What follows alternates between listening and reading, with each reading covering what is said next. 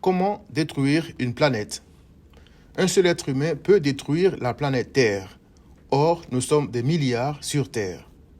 Il est écrit, par un seul homme, c'est-à-dire par la désobéissance d'un seul homme, le péché est entré dans le monde, et par le péché, la mort, et qu'ainsi la mort s'est étendue sur tous les hommes.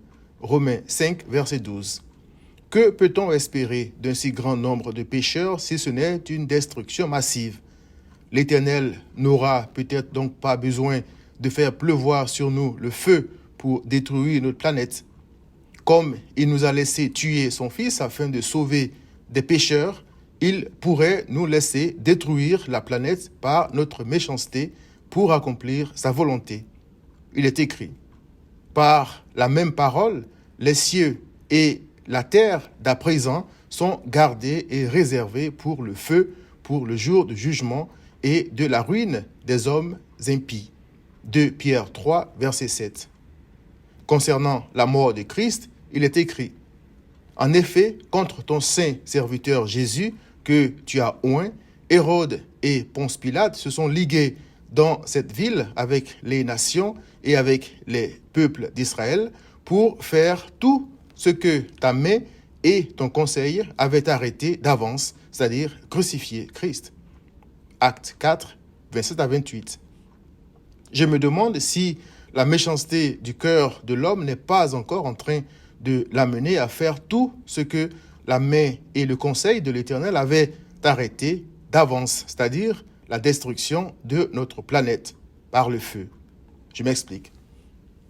La méchanceté de l'homme le pousse chaque jour à exceller dans le mal.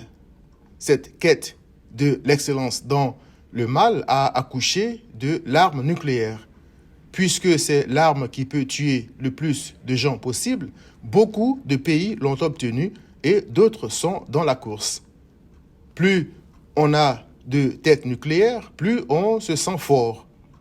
La guerre nucléaire est donc en train de foncer sur nous comme un train sans frein. L'Éternel va-t-il arrêter ce train ou laisser l'homme accomplir la prophétie? Quoi qu'il arrive, ceux qui sont en Christ se réveilleront en Christ comme ceux du temps de Noé, car l'arche de Noé n'était qu'une image de Christ. Chers amis, le déluge nucléaire est une menace réelle qui, comme le péché d'Adam, n'épargnera personne. Seul Christ peut nous sauver de cette autre entreprise de l'homme. Romains 5, 18 à 19. Il est écrit, il n'y a de salut en aucun autre, car il n'y a sous le ciel aucun autre nom qui ait été donné parmi les hommes par lequel nous devions être sauvés.